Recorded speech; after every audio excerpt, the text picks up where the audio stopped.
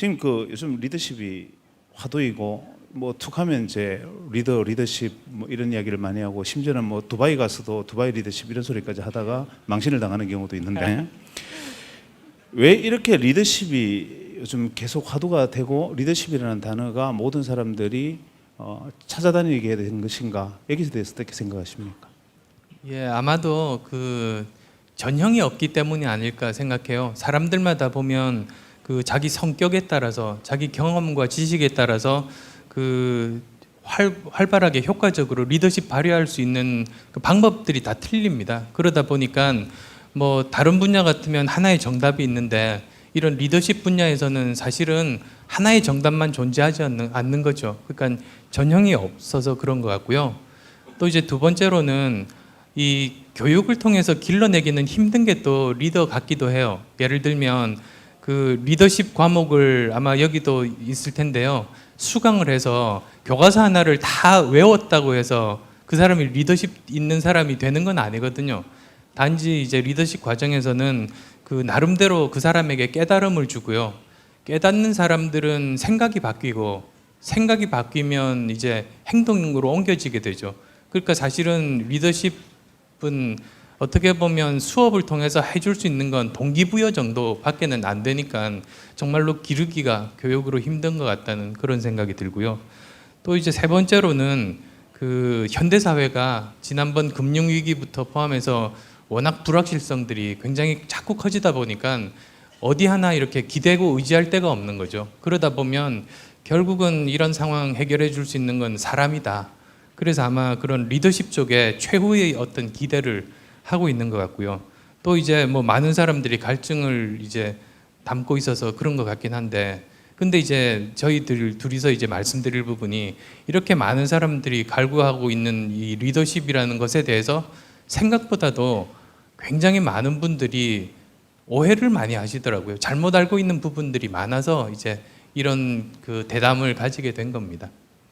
근데 대개 이제 많은 고민들을 하고 있는 것이 무엇이냐면 우리가 리더십이라는 것이 어떤 과거의 잣대로 보면 무엇인가 다른 사람을 이끌고 내가 그 앞에서 성공을 하고 사회적 성취를 이루는 존재가 되는 것이 리더라면, 그런 어떤 우리가 현재의 의미에서 리더가 되는 과정이라는 것은 엘리트 교육이라든지 혹은 요즘 계층 간의 어떤 문제, 심지어는 먼저 성공한 사람이 뒤 사람이 따라오지 못하게 사다리를 걷어차고 혼자서 올라가 있는 문제, 심지어는 요즘 이 공기업이라든지 우수 대기업이나 심지어는 방송사, 언론사까지도 일부 특정 고등학교와 특정 지역 출신들이 패권을 차지하고 나머지 사람들이 올라올 수 없게끔 미리 중고등학교 과정에서부터 사다리 걷어차버리고 이 독주 체제를 구축하는 이런 엘리트 교육의 문제, 이런 부분에 대해서는 어떻게 생각하십니까?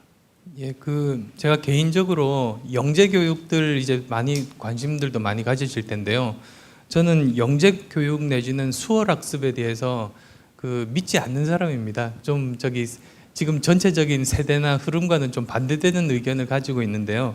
왜 그러냐면 우선은 우리나라 영재 교육 자체가 너무 우선은 속도 위주의 교육이라는 생각이 들고요.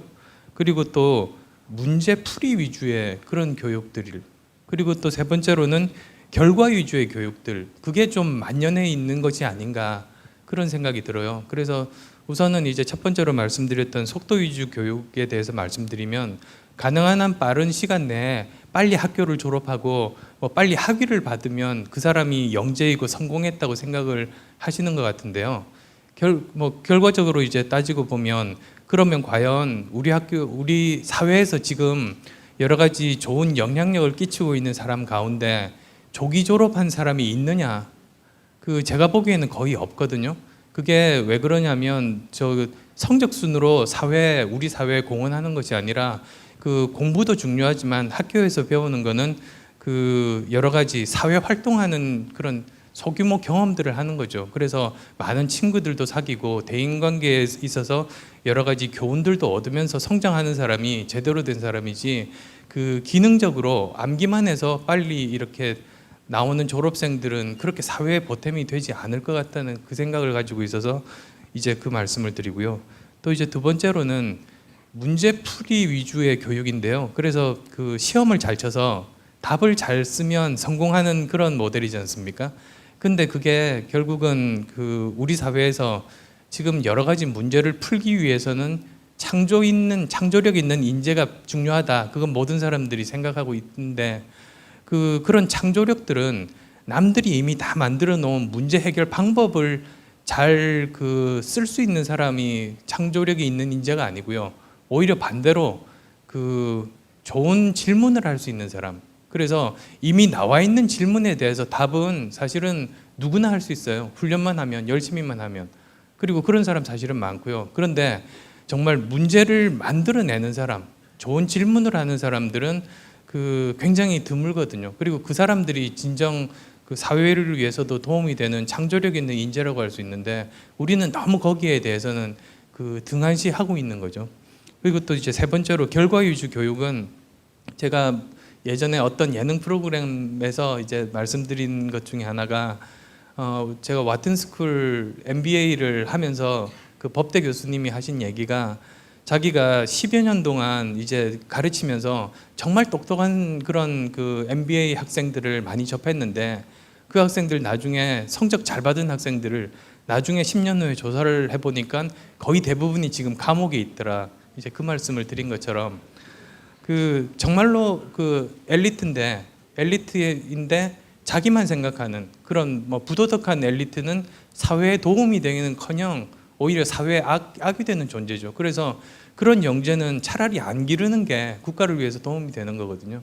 그러니까 그런 관점에서 한번 그런 우리나라의 영재 교육이라든지 속도라든지 결과에 대한 집착 그런 것도 좀 이제는 바꿔야 되지 않을까 생각해 봅니다. 그럼 새로운 세대의 리더십, 지금 안철수 선생님이 말씀하시는 이 저서나 아니면 이야기하시는 논지는 새로운 형태의 리더십이라는 것을 말씀을 하시는데 때에 따라서는 좀 낭만적으로 들리거나 이상적으로 들릴 수가 있지 않습니까? 그러면 새로운 어떤 이 리더십이 이런 것이다라고 말씀을 하신다면 어떤 것이라고 보십니까? 예, 우선 조금 이제 둘러가서 이제 예를 들어서 설명을 드리면 제가 몇 년 전에 이제 귀국을 했는데요. 사람들끼리 1,000만 명 이상 봤던 영화들에 대해서 이야기를 하더라고요. 근데 제가 미국에 유학 가 있는 동안에 그 영화들이 나왔어요. 그러다 보니 화제에 못 끼어서 이제 영화를 좀 봐야겠다. 뒤늦게라도 그런 생각을 했어요. 그래서 보니까 괴물이라는 영화도 나왔었고 여러 가지가 있었는데요. 제가 공포 영화는 좀 싫어해서 그쪽은 차마 볼 용기가 안 나고 이렇게 보다 보니까 웰컴 투 동막골이라는 영화가 있더라고요. 제목이 굉장히 재밌을 것 같고 약간 코미디물일 것 같아가지고 이제 그거부터 한번 봤는데요. 전혀 코미디가 아니더라고요. 내용들은 아마 800만 명이나 봤으니까 아시겠지만 결국은 주 내용이 국군과 공산군 패잔병이 힘을 합쳐서 미군과 싸우는 내용 아닙니까?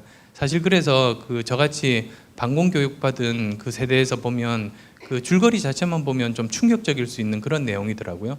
근데 제가 생각해 보면 800만 명이나 그 영화를 봤다는 거는 그만큼 공감대를 많은 분들이 형성했다는 말인데 그러면 어디서 공감대들을 형성을 했을까? 그렇게 생각해 보니 결국은 우리 시대의 흐름이 시대상이 거대한 이런 이론이나 담론보다도 개개인들이 가지고 있는 작지만 소중한 가치관들 그런 것이 더 중요하다, 소중하다 그런 생각들이 이제 일반적인 생각인 것 같고요. 그걸 반영한 거 아닌가. 그런 영화라는 게 사실은 시대 흐름들을 많이 반영하니까요. 그 생각을 하면서 이제 주위를 둘러보기 시작했죠. 그리고 같을 때 또 아마 인터넷 쪽에서 새로운 흐름들이 웹 2.0이 나왔잖아요. 그래서 그런 것들을 보다 보니까 인터넷 기술적인 흐름에서도 20세기와 21세기가 굉장히 틀리더라고요. 20세기까지는 다들 이제 예전 인터넷 검색할 때 떠올려 보시면 20세기까지는 고급 정보들이 일반 대중들은 없었죠. 일부 전문가나 일부 계층들이 독점하고 있었거든요. 그래서 그 사람들이 자기의 입맛에 맞게 정보를 가공해서 일반 대중들에게 이렇게 주면 일반 대중은 수동적으로 받는 형태가 아마 20세기까지였던 것 같아요. 근데 이제 21세기로 넘어오면서는 그런 정보들이 일반 대중들이 가지게 됐거든요. 일부 전문가나 계층이 독점하지 않고요. 그래서 이제 웹 2.0이라는 게 왜 나왔냐면 정보를 가지고 있는 대중이 자기가 적극적으로 자발적으로 참여해서 정보를 공유하면서 거기에 따라서 인정을 받는 그게 이제 웹 2.0인 거죠. 그러니까 그런 그 영화에서 들었던 그런 거대한 흐름들 그리고 또 기술에 대해서 흐름들을 보다 보니 그 다른 분야도 또 마찬가지더라고요. 그래서 거의 모든 정치, 경제, 사회, 문화, 기술 모든 분야들이 그런 쪽으로 자꾸만 바뀌더라고요. 그래서 그런 것들을 하나로 묶을 수 있는 단어는 저 나름대로 개인적인 의견으로는 탈권위주의가 아닐까. 그래서 그 하나로 모든 게 설명이 되더라고요. 일부가 가지고 있었던 그런 힘들이 대중으로 이렇게 가면서 그 기술도 거기를 잘 반영하는 기술만이 살아남고요. 그 기술이 전체적인 흐름을 강화시키는 거죠. 그리고 또 그런 영화도 그런 주제가 많은 사람들이 공감을 얻게 되고요. 그래서 그러면 그런 21세기의 그 키워드를 탈권위주의라고 해서 모든 게 설명이 가능하다면 리더십도 바뀌는 게 아닐까 이제 거기에 착안을 했어요. 그래서 마치 20세기까지의 리더십이 어떤 외향적이고 카리스마를 가진 사람이 우리가 이제 리더하면 흔히 떠올리는 사람들이 있잖아요. 영화 배우들 그런 사람들처럼 외향적으로 보이고 굉장히 카리스마가 강한 것 같이 보이는 그런 사람들이 어떤 지위를 가져요. 그러면 그 지위라는 게 보통 가지고 있는 게 고급 정보 그리고 인사권 그리고 그 재무적인 권한 돈이잖아요. 그걸 가지고 이제 발휘하는 거죠. 그래서 일반 그 구성원들은 거기에 대해서 따라가는 그러니까 20세기의 리더십은 그 리더로부터 또는 그 자리로부터 오는 게 리더십의 전형인 것 같아요. 아마 대부분 이제 여기 계신 분들도 그게 리더십이 아닌가 생각하실 거고요. 근데 21세기로 넘어오면서는 어떻게 바뀌었냐면 이제는 많은 사람들이 고급 정보라는 게 한 사람이 독점하는 건 아니거든요. 모든 사람들이 다 알게 되고요. 그러다 보니까 이제는 21세기의 대중은 무조건 따라오라고 해서 리더를 따라가는 게 아니라 저 리더가 내가 따라갈 만한 값어치가 있는 사람인가? 영어 표현으로 보면 그 follow worthy한가? 따라갈 만한 값어치가 있는가를 판단을 해서 따라갈 만하면 그때 따라가는 거죠. 즉 리더십에 나오는 근본적인 요체는 리더가 아니고요. 일반 대중이에요. 대중이 리더를 인정해주면 리더에게 선물로 주는 거죠. 그렇게 리더십도 이제 나오는 것이 이렇게 바뀌는 것 같다. 그런 생각들을 하게 됩니다. 그 말씀을 들으면서 문득 떠오르는 게 이제 아까 기차에서 서로 아이폰 꺼내가지고 막 보여주면서 자료들을 자기 아이폰에 있는 자료 가지고 이렇게 긴 이야기를 했었는데 저는 개인적으로 여기 스마트폰을 쓰신 분이 얼마나 계실지 모르겠지만 이 처음에는 별로 기대하지 않고 보았던 그 작은 기기 하나에서 저는 요즘 굉장히 깊은 충격을 받았고 제가 거의 한 달째 이 아이폰이라는 물건을 들고 이것이 의미하는 바가 뭘까에 대해서 요즘 진지하게 고민을 하고 있습니다. 지금 IT 전문가시니까 이 아이폰에 대한 이 화두 이건 어떻게 생각하십니까? 예, 아까 같이 KTX 타고 오면서 예전에는 저한테 설명할 때 이렇게 종이에다가 그래프 같은 거 그림 그리면서 보여주셨는데요. 지금은 보니까 스마트폰에다가 다 스캔을 해가지고 그냥 화면 그대로 보여주시더라고요. 그래서 참 세상이 많이 바뀌고 있다 그런 거 실감을 많이 했고요. 그 아이폰 보면서 사실은 제가 그 기대 반 우려 반을 하고 있어요. 왜 그러냐면 그 애플 아이폰으로 대표되는 스마트폰이 한국에 처음 보급이 되면서 아마 한국의 대기업들도 굉장히 위기를 느끼고 있어서 저한테도 이제 자문을 구하시는 대기업 임원분들이 계신데요. 이분들이 얼마 전까지만 해도 한결같이 저한테 말씀하시는 얘기가 지금 보니까 충격적이래요. 그리고 생각보다 반응이 너무 굉장해서 여기에 대비를 해야만 자기들도 살아남는데 우리의 지금까지 경쟁력으로 봐서는 조금 더 디자인을 잘 만들고 조금 더 사용이 편리하게 만들면 우리는 충분히 거기를 이길 수 있다. 그렇게 자신감을 피력하더라고요. 근데 제가 우려되는 게 아이폰으로 대표되는 스마트폰은 이게 단순히 하드웨어끼리의 싸움이 아니거든요. 이거는 하드웨어끼리의 싸움이 아니고요. 한국의 비즈니스 모델과 미국 비즈니스 모델의 충돌이에요. 왜 그렇게 말씀드리냐면 한국의 지금까지 대기업들이 익숙한 방식은 수직적인 하청 구조의 효율화였어요. 그러니까 어떤 제품을 만들기 위해서 그 하청 업체에게 의뢰를 해서 가장 단 시간에 가장 품질 좋은 부품을 가장 저렴한 가격으로 공급을 받고 그걸 바탕으로 해서 세계로 진출하는, 거기에 대해서는 우리나라가 세계적인 수준이었죠. 그러다 보니까 이제 우리나라가 경쟁력을 가지게 됐는데요. 근데 이제 미국에서 건너오는 이 모델은 수직적인 하청 구조 모델이 아니고요. 수평적인 네트워크 모델이에요. 그 수평적인 네트워크 모델의 가장 좋은 예가 게임기거든요. 그 가정에서 보면 플레이스테이션 같은 게임기인데요.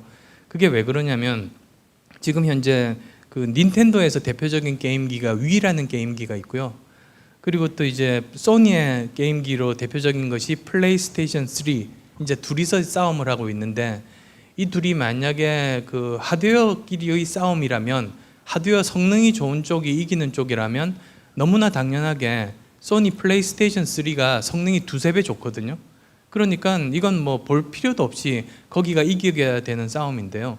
실제로 놓고 보면 지금 닌텐도 위가 압도적으로 1등을 하고 있어요.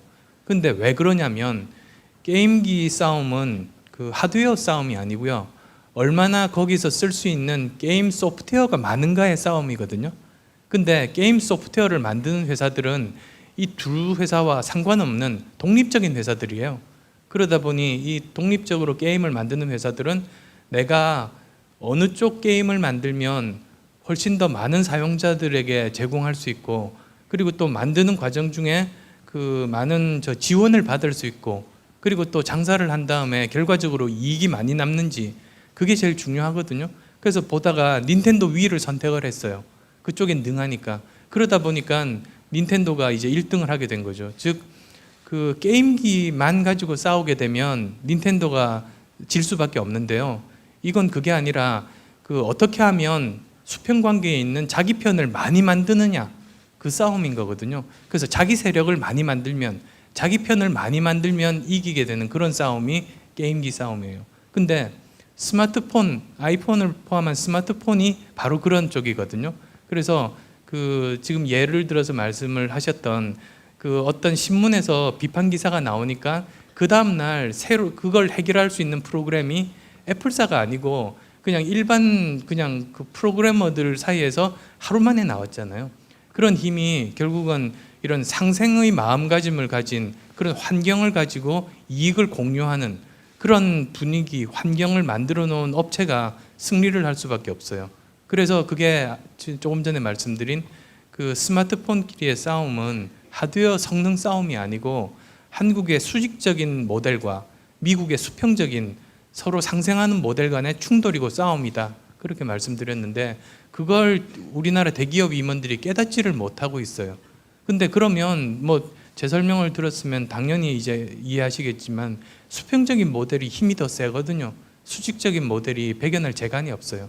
그러니까 이걸 단편적으로 세상을 이렇게 한 가지 측면에서 2차원적으로만 보는 사람과 양쪽 측면으로 해서 두 개의 눈을 가지고 입체적으로 보는 사람은 입체적으로 보는 사람이 이길 수밖에 없어서 그런 면이 좀 걱정이 되는 거고요. 그리고 또 이런 그 스마트폰의 예도 전 세계가 지금 수평적인 구조로 가고 있다. 리더십까지 포함해서 그 좋은 이제 기술적인 측면에서 예라고 볼 수 있겠죠.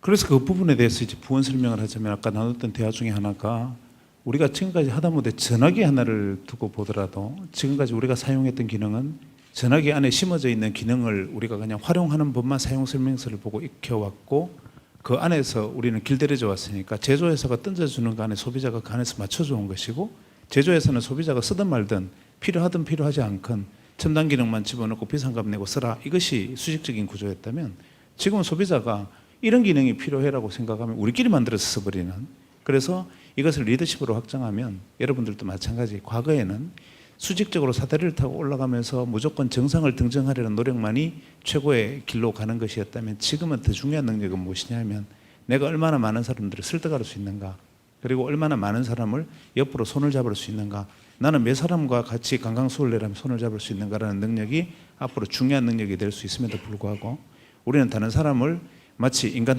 탑쌓기 놀이를 하듯이 밑으로 얼마나 깔고 내가 제일 위에 올라가는가가 지금까지 현재 기성의 여러분들이 출세의 방법이라고 생각해왔던 것이라면 지금 과감하게 깨부숴야 된다는 것을 아이폰을 통해서 이야기를 하고 있는 것이고, 지금 그러면 우리가 리더라는 것, 내 자신에 대해서도 마찬가지고 타인을 이끄는 리더의 입장에서도 마찬가지고 제일 중요한 것은 철학, 그 다음에 능력과 실천, 뭐 이런 부분 아니겠습니까? 어떤 모습이어야 되겠습니까?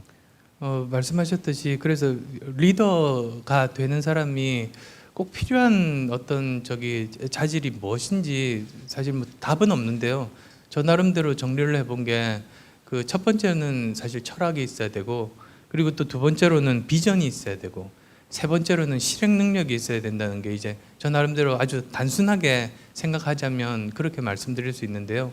우선은 이제 철학적인 부분이라는 건 뭐냐면 심오한 그런 뜻이 아니라 자기가 누구인지에 대해서 자기 스스로 아는 게 굉장히 필요한 것 같더라고요. 근데 자기에 대해서 모르면 얼마나 모를까 그렇게들 생각하시겠지만 의외로 자기라는 사람에 대해서 모를 때가 참 많더라고요. 그래서 보면 그 사람들이 방어 기제가 많이 발달이 돼 있잖아요. 그리고 또 자기가 자기 스스로 기억을 왜곡을 하기도 잘 해요. 좋은 예 중에 하나가 이런 게 있는데요. 옛날에 닉슨이 대통령이 된 다음에 미국에서 그 당시는 중국과 수교가 안 돼 있었대요. 둘 다 이제 이렇게 떨어져 있는 나라인데 그 중국의 마오쩌둥하고 같이 이제 정상회담을 하기로 했답니다. 근데 그 직전에 이제 전문가들에게 물어봤대요. 과연 이 회담 이후에 미국과 중국 간의 관계가 좋아질 것인가? 그랬더니 전문가들 분들이 80%가 거의 대부분이 이건 아마도 실패할 거다. 예전에도 몇 번 다른 전임 대통령도 노력했지만 안 됐었다. 그래서 닉슨이라고 다르겠느냐 그랬었고요. 20%만 그래도 잘 될 가능성이 있다고 그렇게 의견을 했대요. 근데 실제로 회담이 벌어진 다음에는 전격적으로 국교 수교가 됐죠. 그래서 정말로 엄청난 성공을 거뒀는데요. 그 직후에 똑같은 사람에게 다시 물어봤대요. 예전에 회담 열리기 전에 뭐라고 답하셨는지 혹시 기억하세요? 그랬더니 그 답한 그 전문가들 중에 80%가 그 당시 나는 성공할 거라고 말한 걸로 기억한다고 그렇게 했대요. 그래서 그게 무슨 뜻이냐면 그 사람이 자기 기억을 의식적으로는 아닌데요, 무의식적으로 이걸 바꿔놔요. 그 친구들끼리도 이야기해 보세요. 친구끼리 옛날 이야기해 보면 서로 기억이 달라요, 엉뚱하게. 그러면 그냥 제 머리가 나쁘니까 틀리게 기억한다고 그냥 하고 넘어갈 텐데요. 사실은 그 중에서 절반 정도의 확률로 내 기억이 틀린 경우가 있어요. 그래서 나도 모르게 워낙 세상이 각박하다 보니 내 마음을 다치지 않게 하려고 내 무의식이 알아서 내 기억을 바꿔놓은 거죠. 그런 과정들을 통해서 자기가 누군지 잘 몰라요, 기본적으로. 근데 자기가 누군지를 알 수 있는 기회가 가끔 찾아오는데요. 그게 뭐냐면 인생에 있어서 정말로 중요한 결정을 할 때, 가령 저 같은 예를 들자면 의대 교수를 계속 할 것인가, 아니면 안녕구소라는 그 당시 조그만 중소기업을 세울 것인가, 그 선택을 할 때 그때 반년 정도 고민을 했는데요. 근데 그때 고민하면서 결국은 깨달았던 게 제가 누군지를 알게 됐어요. 왜냐하면 자기 스스로 나는 어떤 사람일 거라고 이상적으로 생각을 하거든요. 근데 실제로 결단의 순간이 올 때, 선택의 순간이 올 때는 자기가 그 전에 이렇게 생각했던 것대로 그 결단을 잘 못 내려요. 굉장히 고민을 하다가 결국은 어느 쪽으로 결단을 내리는데요. 그때 자기가 어떤 사람인지 진실이 밝혀져요. 그때가 진실의 순간이거든요. 그래서 사람은 생각이나 말이 그 사람이 아니고요, 선택과 행동이 그 사람이더라고요. 그게 자기 자신에게도 해당되는 거고요. 또는 바깥쪽으로 정치가 분들도 보시면 정치가 분들 중에 말과 행동이 다른 분들도 있잖아요. 그렇게 보면 아무리 백날 말해봤자 말은 그 사람 판단 기준이 안 되고요. 그 사람이 실제로 어떤 선택을 하는가, 그걸 보시면 그 사람이 어떤 사람인지를 확실히 파악할 수 있죠. 그래서 오히려 말은 안 듣고 지금까지 했던 행정만 이렇게 보시면 그 사람에 대한 판단을 하실 수 있을 것 같아요. 그래서 어쨌든 그게 정치가 선택할 때뿐만 아니라 자기한테도 해당이 되더라고요. 그래서 저도 그 순간에 깨달았어요. 제가 어떤 사람인지. 제가 스스로 선택하는 모습을 보고 저한테는 어떤 게 더 중요한 것이었다는 걸 제 진실을 알게 되더라고요. 그래서 그런 과정을 통해서 그래서 보통 보면 아무리 치열하게 생각만 한다고 되지는 않고요. 오히려 정말로 인생의 중요한 선택을 하는 순간들이 몇 번 거치고 나면 자기에 대해서 제대로 알게 돼요. 그러다 보면 이제 그 철학이 정립이 되는 거죠. 자기가 누구인지를 알게 되면 정리가 되면 그 다음부터는 일관성을 지니게 되는 것 같아요. 일관성이라는 거는 그 계속 뒤돌아본다고 생기지는 않거든요. 그래서 일관성을 지키기 위해서 내가 옛날에 했던 결정이 뭔지를 보고 똑같은 맥락으로 결정하면 오히려 방향이 틀어지고요. 일관성은 앞만 바라보면 생겨요. 자기가 누군지 명확하게 정리가 되어 있으면 그쪽 방향만 걸어가면 저절로 일관성 있게 가게 되는 거거든요. 그런 뜻에서 그 철학이 중요한 거다라고 말씀드리고 싶습니다. 이 철학과 실천의 문제를 말씀을 들으면서 제가 문득 떠오른 이야기가 있는데, 예전에 그 조정래 선생님을 뵀더니만 조정래 선생님이 이런 말씀을 하시더군요. 우리는 보통 쉽게 노력했다라는 말을 쉽게 한다. 나는 최선을 다했다. 이런 말을 또 우리가 쉽게 한다. 근데 정말 최선을 다했다라고 말하기 위해서는 내 자신의 노력이 나를 감동시킬 수 있어야 된다. 이런 얘기를 하셨어요.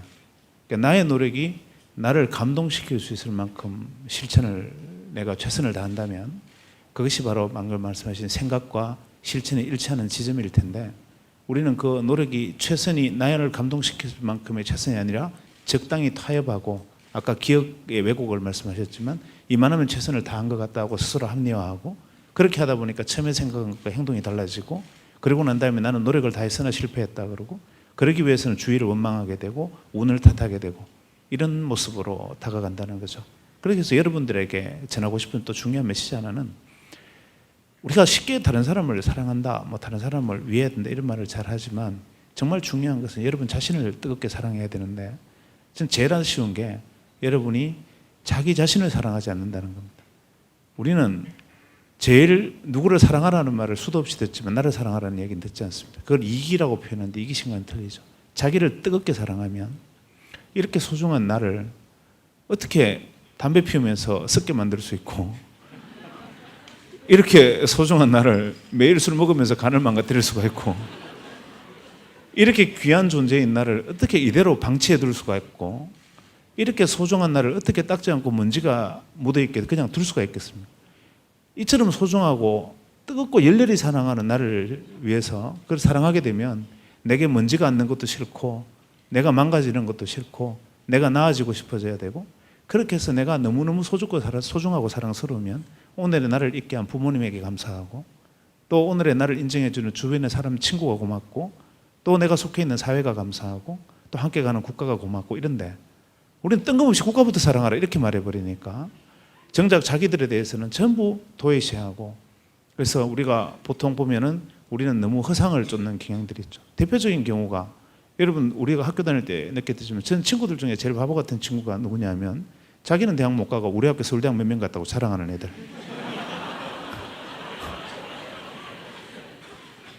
어쩌면 대한민국의 모습일 수도 있다는 생각이 들지 않습니까? 몇몇 대기업이 글로벌 기업이 되어서, 야, 삼성전자가 1등해서 우리도 이런 기업을 가지고 있어, 대한민국 멋진 대한민국이야. 하지만 나는, 국민은, 우리가 보편적인 삶은 과연 이것이 우리가 일치하는 지점일 것인가? 이게 바로 생각과 말과의 왜곡이 아닌 우리가 본질의 문제에 접근하는 것이니까, 사실은 너무 높이 쌓여 있는 철학보다는 행동과의 일치점, 그리고 근본을 생각하자는 취지에서 드린 말씀이었는데, 그 점에서 제가 난감한 질문을 하나 드리면, 여기 이제 학생들이 많은데 이 학생들이 오늘 안철수 연구소에 지원한 신입사원 지원자라고 생각을 하시고, CEO 시절, 지금 이사회 의장이시지만 CEO 시절로 돌아갔다고 생각하시고 면접장이라면 누구를 뽑겠습니까? 예. 아까 근데 저기 흡연이랑 음주 얘기하시던 걸 보니까 우리 전에 의사 출신이라는 거 티 안 내기로 했는데 결국은 여기서 이제 티가 나는 것 같은데요. 사실 사람 이제 뽑을 때, 면접할 때 참 쉽지는 않은 것 같더라고요. 사람 판단하기가 참 쉽지 않고요. 그리고 특히 이제 요즘 학생들은 워낙 정보들이 발달을 해서 그 어떤 질문을 했다는 게 다 이제 인터넷 카페에 뜨다 보니까 무슨 취업 뽀개기 같은 뭐 그런 사이트들도 많더라고요. 그러다 보니까 이미 막 정보가 다 새 나가는데요. 근데 그 보면서 한 가지 또 제가 저기 좀 안쓰러운 것 중에 하나가 또 뭐 예를 들어서 한번 말씀드리면 옛날에 이제 그 좋은 선생님들을 뽑으려고 많이 노력을 했었대요. 저 외국에서. 그래서 이제 그 강의 평가들을 하면서 이제 미리 강의를 시켜서 평가를 했대요. 근데 강의라는 게 그래서 그 사람 그 어떤 그 저기 선생님 후보자가 학생들에게 강의를 하면 그걸 다 비디오로 떠났다가 그걸 이제 다 채점을 하는 거죠. 그렇게 평가를 하는데 한 사람에 60분씩이니까 너무너무 오래 걸리잖아요. 그래서 이제 이 사람들이 꾀를 낸 게 60분 다 보지 않고 그 한 1분 정도만 보기로 했대요. 그래서 1분 정도만 이 사람을 보기로 해서 점수를 매겼는데요. 그 60분 본 거나 평가가 거의 똑같았대요. 그래서 이 사람들이 신기해서 한 걸음 더 나아가서 그 학생들도 보통은 비추는데요. 그거를 시간을 30초로 줄이고 그리고 선생님만 찍고요. 말소리를 없앴어요. 그렇고 나서 이제 그러니까 그냥 화면에서 선생님 그냥 말 어떤 내용인지 모르지만 표정만 보이고 느낌만 보이는 거거든요. 그래서 그 30초짜리 비디오 클립 가지고 채점을 해보려고 했는데 그게 1시간 강의한 거와 점수가 똑같았대요.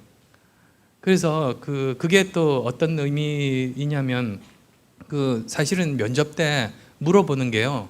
그 내용을 물어보는 게 아니고 그 말하는 태도나 순서나 그런 저기 그 굉장히 힘든 상황에서 어떻게 행동하는가 그게 더 중요하거든요.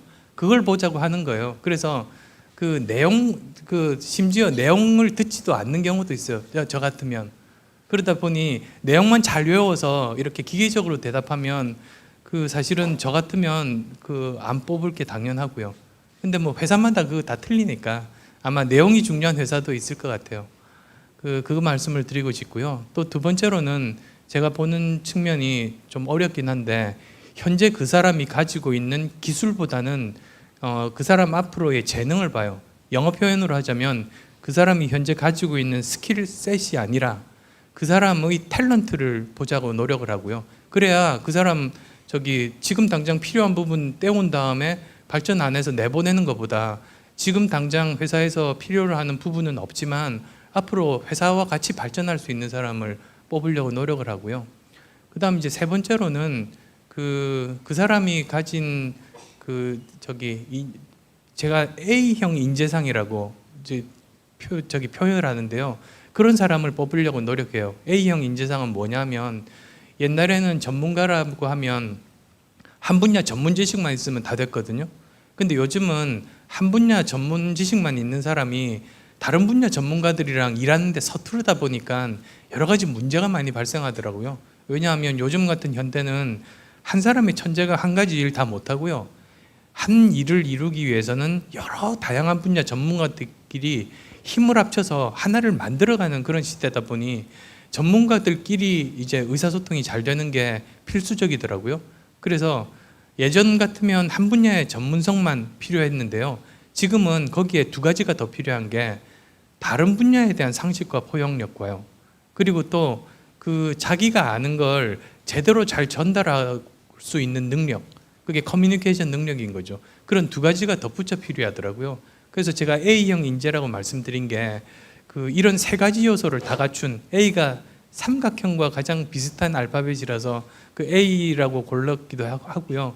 그리고 또 그 A가 그 그림으로도 풀 수 있어요. 사람 인자에다가 도중에 이제 가교가 있거든요. 사람끼리의 가교 능력 이런 의미에서 그런 세 가지를 갖춘 A형 인재를 이제 뽑으려고 노력을 하죠. 그래서 뭐 안녕구소 제가 CEO 했을 때는 그 이틀 정도 이제 합숙하면서 이제 어떻게 하는지 그러니까 보통 보면 1시간 정도는 견뎌도 한 이틀 정도 하면 그 사람 본 모습이 다 나오더라고요.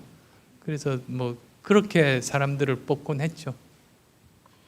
이 말씀을 들으면서 이제 사람이 가지고 있는 자기의 능력, 탤런트, 스페셜리티도 중요하지만 결과적으로 다른 사람들과의 능력을 같이 내가 이 병렬로 연결해서 시너지를 일으킬 수 있는 사람이 되어야 된다는 것을 우리가 금방 생각할 수 있는데 사실 우리가 학문을 분류하면 크게 두 가지로 나눠서 하나는 수학적 학문과 철학적 학문 두 가지 아니겠습니까? 수학적 학문이란 뭐 공학도 있을 수 있고 뭐 화학, 물리학, 뭐 기타 이 IT까지도 이 수학적 학문의 특징이라는 것은 무엇이냐면 단계별로 프로세서로 계속 배우지 않으면 배울 수 없다는 거죠.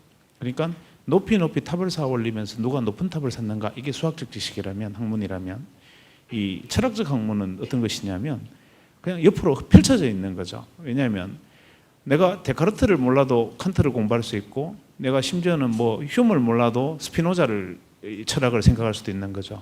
그래서 철학이라는 것은 누군가의 철학 위에서 다른 철학을 보는 것이 아니라 플라톤의 철학이 있고 칸트의 철학이 있고 뭐 이 스피노자의 철학이 있고 때에 따른 데리다의 철학이 있고 다 틀린 이 병렬로 쭉 흩어져 있는 생각들이죠. 대신에 수학적 학문은 무엇이냐? 위로 올라가서 누가 더 높은 탑을 조금 1m라도 더 높이 쌓는가가 성자가 되는 학문이죠.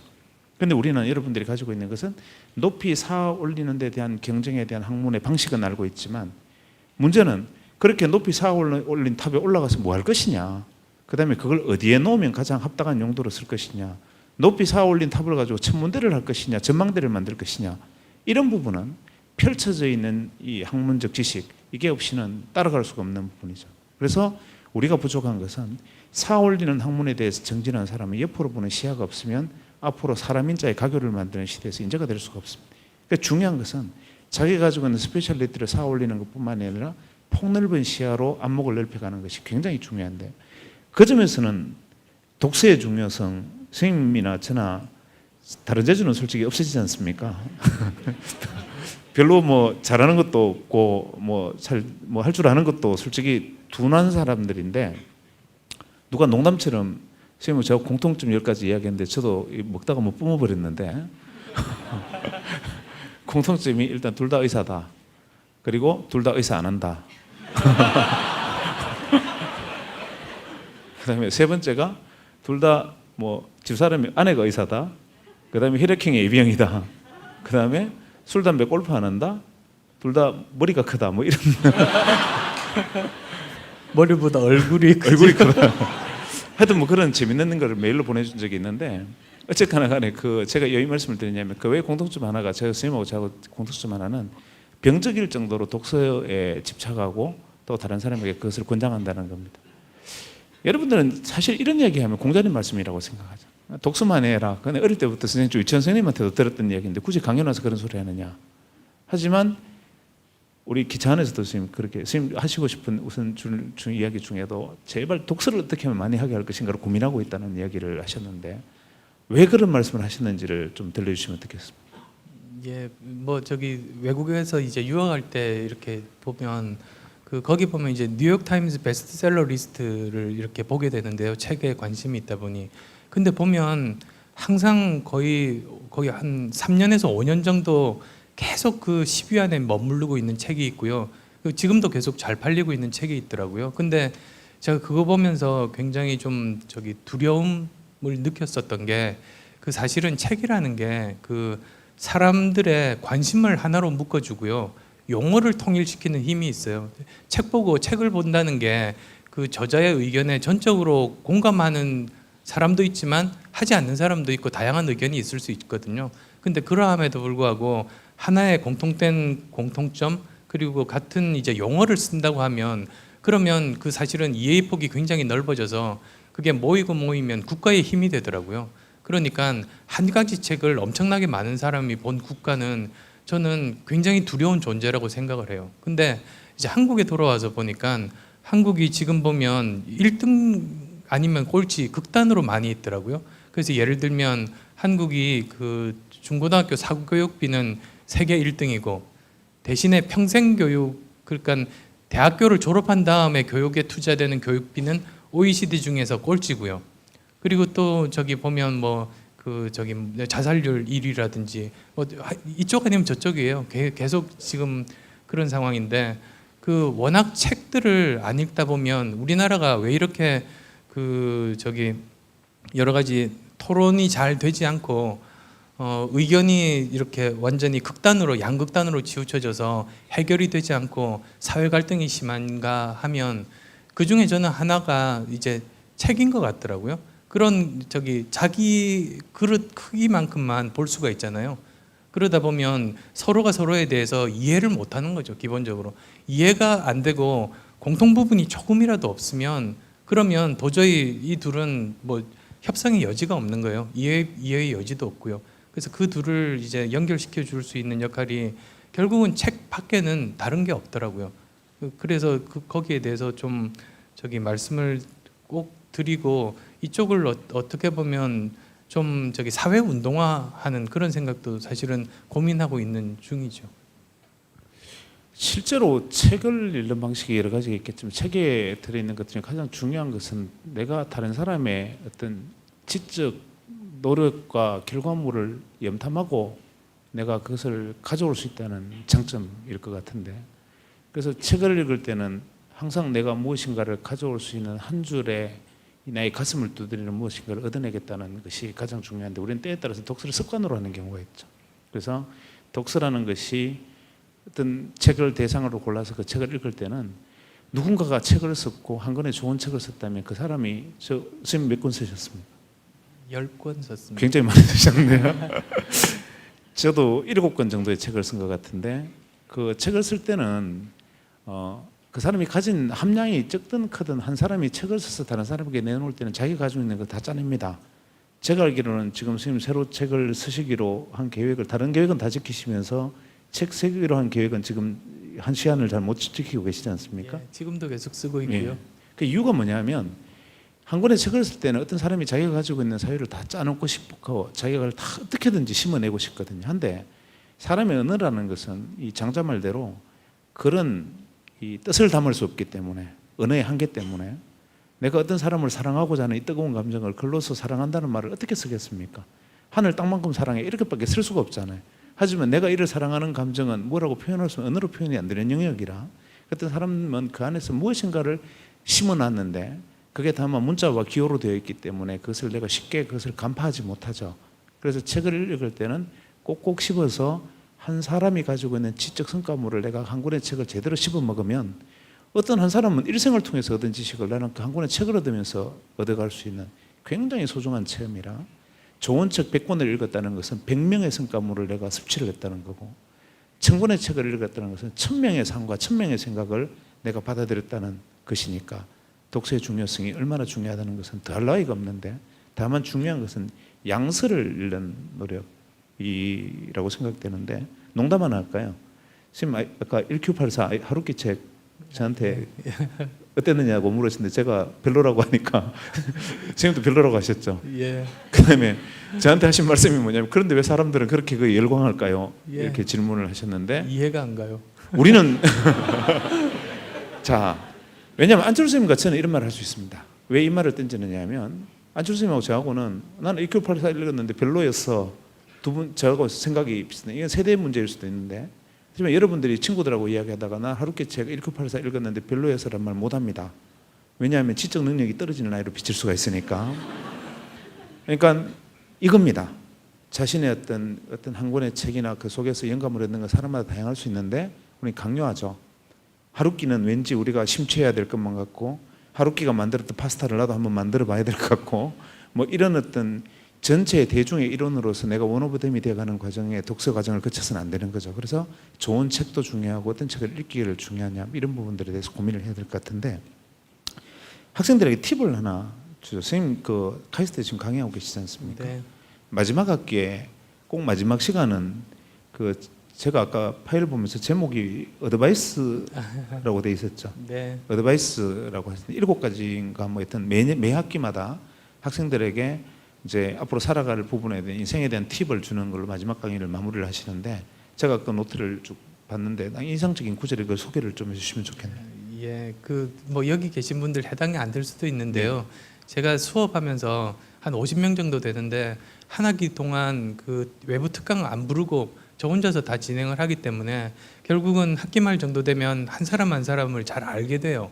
그러면 학기 말 정도에 이제 헤어지는 마당에 그 각자 얼굴을 떠올리면서 이 학생에게 도움이 되는 말이 뭐가 있을까 정리를 해요. 그러면 이제 공통되는 부분도 있고 해서 그 학기마다 틀린데요.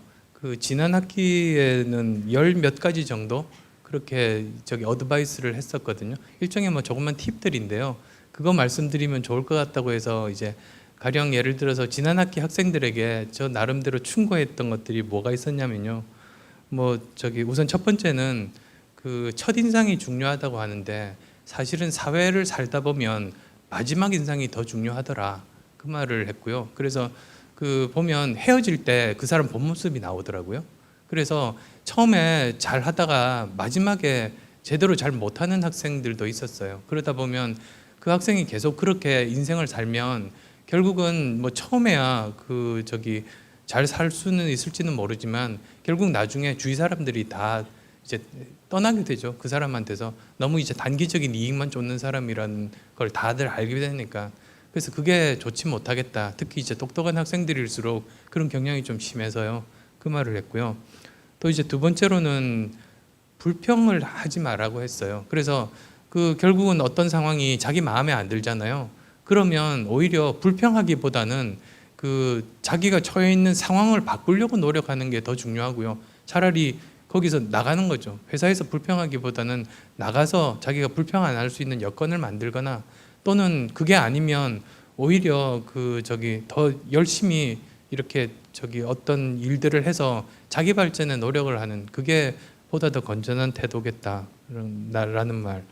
그리고 또 이제 뭐 세 번째로는 그 자기가 시간을 투자한 만큼 즐길 수 있는 법이더라고요. 무슨 뜻이냐면 예를 들면 그 두 사람이 있어요. 근데 같이 방학 때 로마에 여행을 가기로 했어요. 근데 한 친구는 그 시험 공부 때문에 허덕여서 마지막 날까지 그 공부한 다음에 로마 여행 비행기를 타고요. 또 한 친구는 미리 여기저기 다 읽어봐요. 예를 들면 뭐 로마인 이야기를 비롯해서 역사도 보고 틈틈이 다 저기 공부를 해간 다음에 가면 그 똑같은 두 사람의 친구가 그 저기 로마 유적 앞에 섰을 때 그 저기 로마에 대해서 아무 준비도 안 하고 공부도 안 했던 사람이 콜로세움 앞에서 서 있으면 뭐 저 사진하고 똑같네 뭐 그 정도 기분밖에 안 들고요. 근데 미리 정말로 많은 자료 조사를 하고 열심히 노력해서 그 앞에 선 사람은 그러면 감동에 벅차서 도저히 말문이 트이지를 않는 정말 많은 걸 얻어갈 수 있거든요. 그러니까 같은 순간에 같은 동료끼리 같은 시간을 써도요. 자기가 거기에 얼마나 노력을 미리 투자를 했느냐에 따라서 그 시간, 그 순간을 즐길 수 있느냐 없느냐가 그게 결정이 되더라고요. 즐기는 건 자기 책임이더라고요. 그래서 그 말도 했었고요. 그리고 또 다른 말 중에는 그 중요한 일보다는 급한 일보다는 중요한 일을 먼저 하라. 왜냐하면 급한 일들은 자꾸 이렇게 빨리 하게 되는데 중요한 일들은 그 저기 처음에는 별거 아니라고 생각하면서 자꾸 뒤로 미루다 보면 결국은 중요한 일을 못 하게 돼요. 그래서 사실은 큰 그 일들을 그르치는 수들이 많거든요. 그래서 항상 이제 명심해야 될 것 중에 하나가 중요할 일보다는 급한 일을 하라. 그리고 또 그 항상 저기 그 읽을 걸 가지고 다니라 그런 말도 해요. 그래서 저기 짜투리 시간이 참 많더라고요. 예전에도 보면 제가 어떤 빌딩에서 있었을 때 엘리베이터 기다리는 시간 동안 지루해서 항상 잡지를 가지고 다녔어요. 책을 가지고 다녔는데 한 달 지나고 보니까 한 2권쯤 읽게 되더라고요. 그 시간이 그렇게 많아요. 짜투리 시간들이. 그래서 그런 것들 항상 읽을 걸 가지고 다니면 그 시간 유익하게 보낼 수 있다. 그런 거고요. 그리고 이제 뭐 그 점이 9개가 있어요. 그러면 이걸 이제 선을 이제 끊지 않고 4번 만에 모든 점을 통과하게 만들 수 있으세요? 한번 누구 나와서 한번 그려보세요.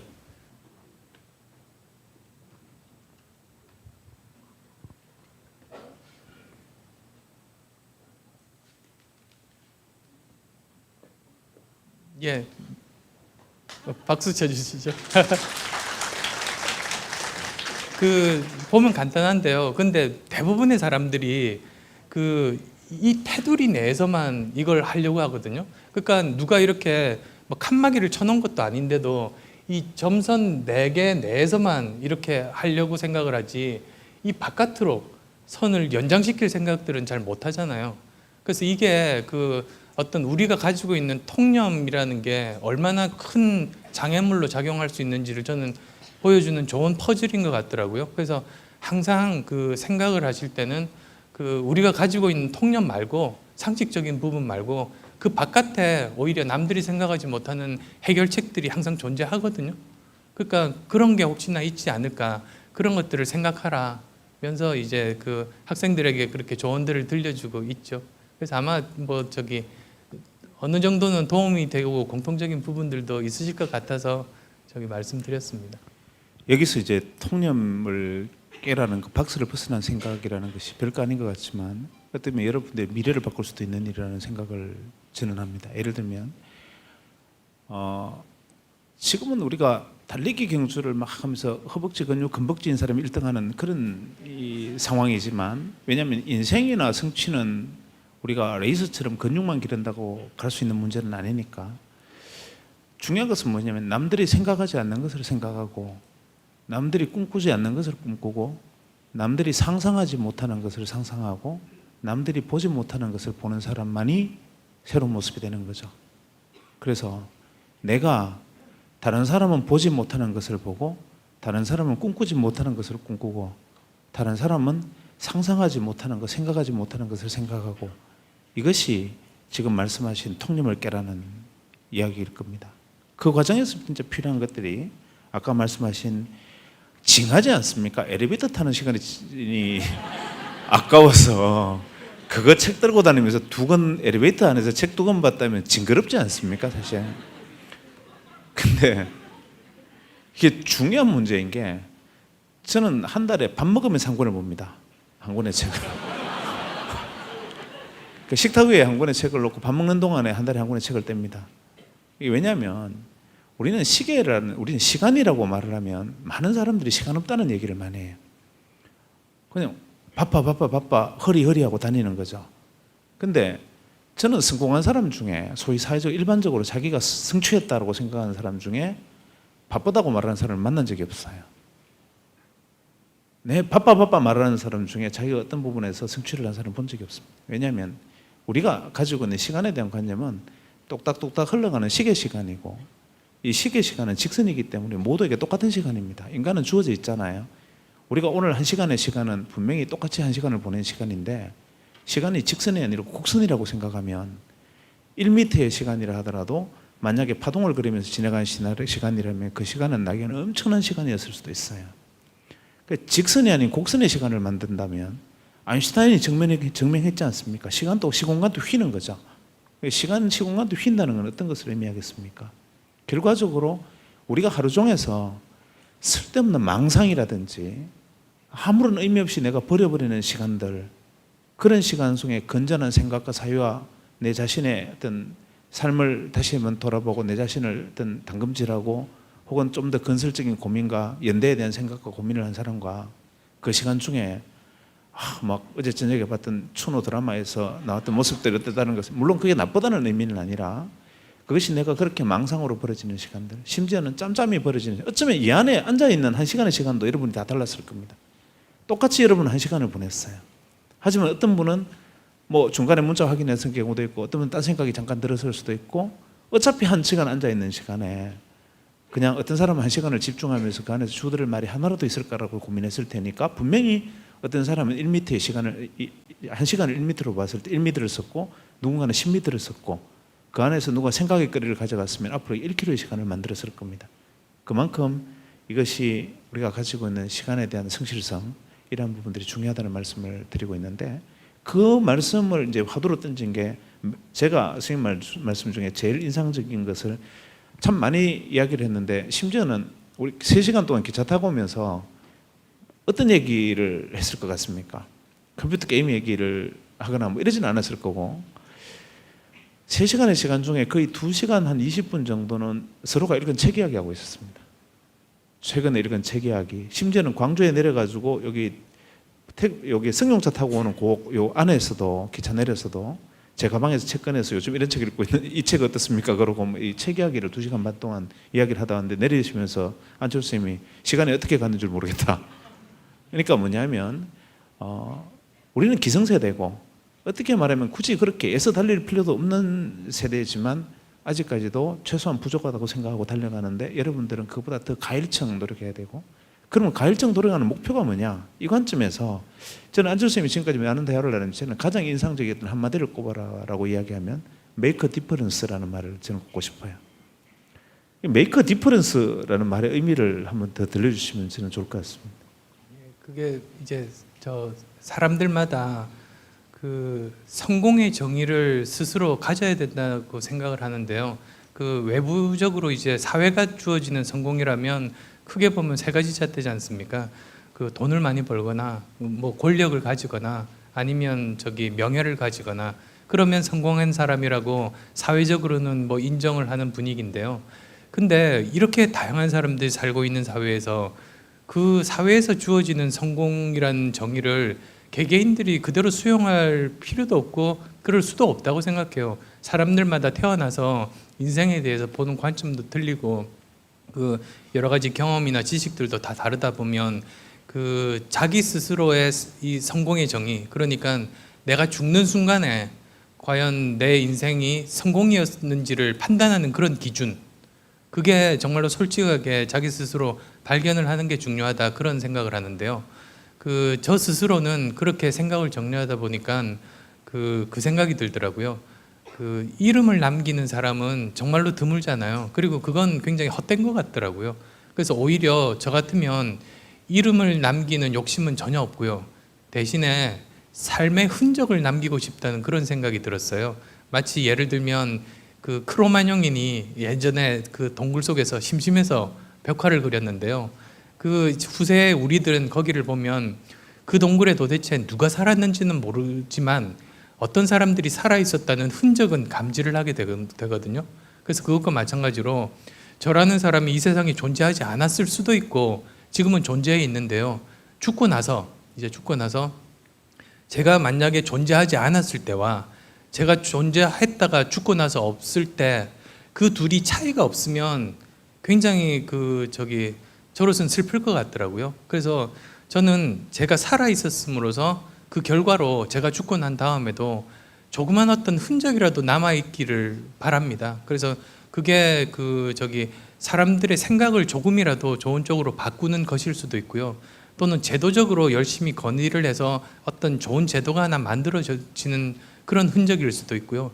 또는 제가 열심히 쓰고 있는 책이 남아서 그런 것일 수도 있고, 또는 조직으로서 회사를 만들었으니까요. 그게 계속 살아남으면서 사회 구성원의 일원으로서 사회를 풍요롭게 만들 수 있는 존재로서 있든지, 그래서 어떤 경우가 됐든 제가 존재하다가 없어진 다음에도 제가 없을 때와 해서 차이가 났으면 좋겠어요.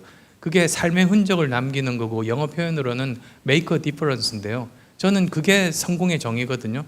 그래서 그걸 위해서 열심히 저 나름대로 살아가고 있는 거고요. 같은 맥락으로 예전에 언론인 한 분께 그 말씀을 드렸더니 그분도 자기도 그런 성공의 정의가 하나 있대요. 그분은 자기가 이 평생 살면서 자기가 선한 영향력을 끼칠 수 있는 사람들을 많이 만들면 그게 자기가 죽을 때 내 인생은 정말 제대로 살았다, 나는 성공적으로 살았다고 생각하고 눈을 감을 수 있겠대요. 그래서 그런 것처럼 각자가 나름대로 인생을 살면서 내 인생에서 뭘 이루고 싶은지가 뚜렷해지면 그게 이제 자기에 대한 철학이 생기는 거거든요. 그게 뚜렷해지면 그 다음부터는 모든 판단을 거기에 비춰서 하면 이렇게 흔들리지 않고 나름대로 어떻게 보면 평온하게 그렇게 살아갈 수 있는 거 아닌가 싶습니다. 이제 시간이 다 돼가니까 정리를 하긴 해야 되겠는데, 방금 말씀하신 이제 make difference라는 것은 한국말로 이야기하면 차이의 개념이 아니라 다름의 개념이죠. 무엇이냐면 여러분들이 차이에 집착을 하잖아요. 토익 900점과 880점, 스카이와 지방대, 아니면 뭐 어떤 내가 회장과 부회장, 혹은 내가 어떤 것에 대해서 내가 다름을 만들겠다는 것은 다름이 아니라 차이를 짓겠다는 것에 불과합니다. 같은 그룹 안에서 소위 말하는 도토리 키재기죠. 이 다름이라는 것은 무엇이냐면 명료하게 무엇인가 부족한 혹은 존재하지 않는 것에 대해서 내가 그 자리를 채우는 사람이거든요. 그래서 다른 사람이 되겠다라는 생각을 하는 거죠. 내 기준으로 지금과 나와 다른 사람, 내 현재의 나와 다른 사람, 무조건 나를 부정하라는 의미가 아니라 다름을 남기는 사람, 이 전체 집단 속에서 나는 어떤 것이 다른 사람인가를 고민을 해야 되는데, 이 전체 집단 속에서 내가 어떤 차이를 낼 것인가 고민해서 토익 점수 10점수 받는 것은 결국은 안에서 미꾸라지들끼리 경쟁하는 것에 불과하고, 결국은 미꾸라지의 몸무게에 따라서 뚱뚱한 돼지가 먼저 잡아먹히지 않습니까? 그래서 그런 측면에서 여러분들이 중요한 것은 다른 사람이 되기 위해서 노력. 거기에 위해서 한 가지 딱 추천하고 싶은 것은, 여러분들에게 오늘 모인 자리에서는 저는 제가 안철수 선생님을 제가 존경하고, 물론 저보다 선배님이시기도 하고 모든 면에서 제가 존경할 만한 분이긴 하지만, 정말 존경하고 제가 좋아하는 이유는 저스티스, 정의로움이라는 관점에서 저는 봅니다.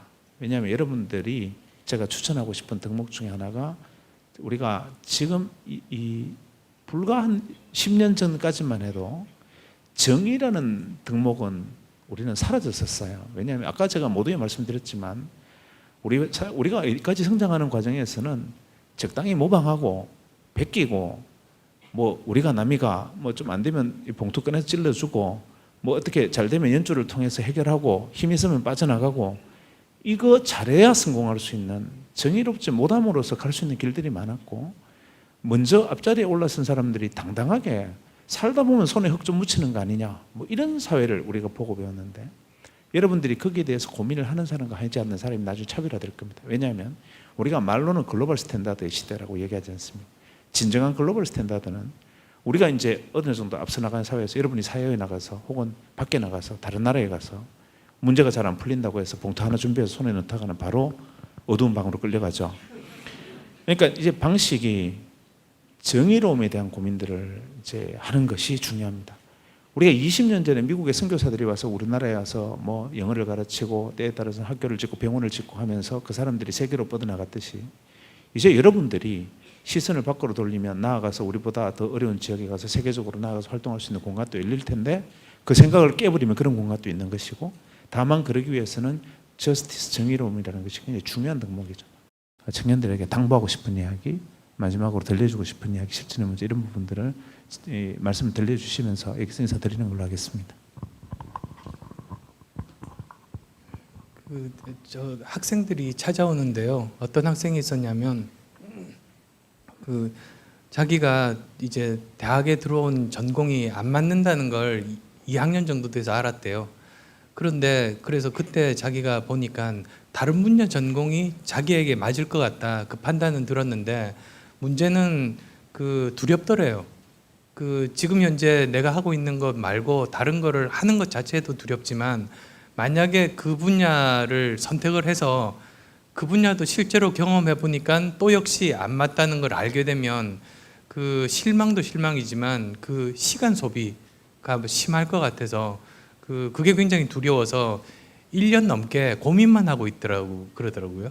그래서 제가 이제 그 학생한테 이제 뭐 충고를 한 거는, 사실은 강물의 세기를 알 수 있는 방법은, 아무리 오랫동안 강둑에 앉아서 강물을 바라보고 있으면 그건 도저히 알 수가 없는 노릇이거든요.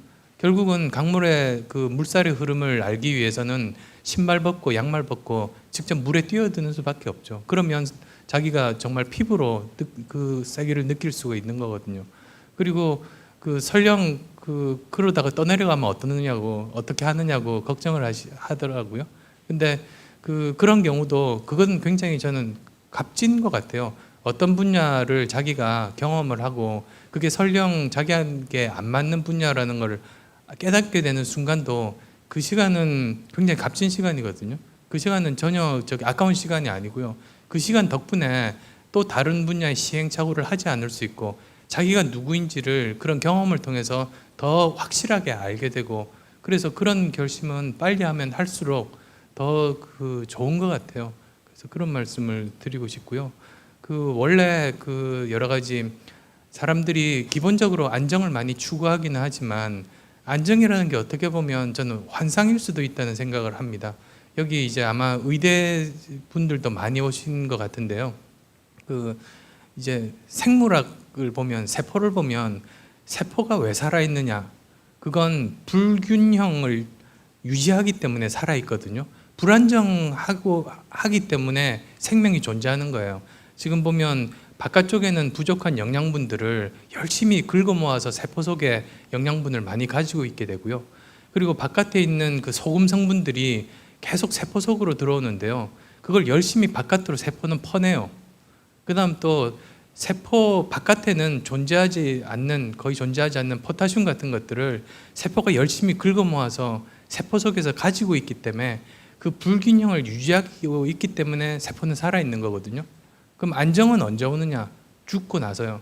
죽고 세포가 죽어서 세포막이 터져버리고 나면 그동안 정말 평생 걸쳐서 모았던 그 영양분들 다 흩어져 버리고요. 그렇게 못 들어오게 막았던 소금기들 물밀듯이 들어오면서 평온해지고 안정을 찾아요. 그 죽은 거거든요. 그래서 그런 것들을 봐도요. 생명이나 인생의 본질은 불안정이더라고요. 안정이 아니고요. 안정은 어떻게 보면 안정을 추구한다는 건 환상일 수도 있는 거죠. 그래서 그런 불안정이라는 게 인생의 본질이라면 오히려 나는 인생의 주인된 입장에서 그렇게 이렇게 자기가 원치 않는 죽음을 맞이하기 전에 자기가 먼저 인생의 주인된 입장에서 스스로 변화를 만들고 스스로 선택을 하는 게 주인된 사람들의 입장이 아닐까. 그렇게 말씀을 드리면서 그 마무리를 짓고 싶습니다. 경청해 주셔서 감사합니다.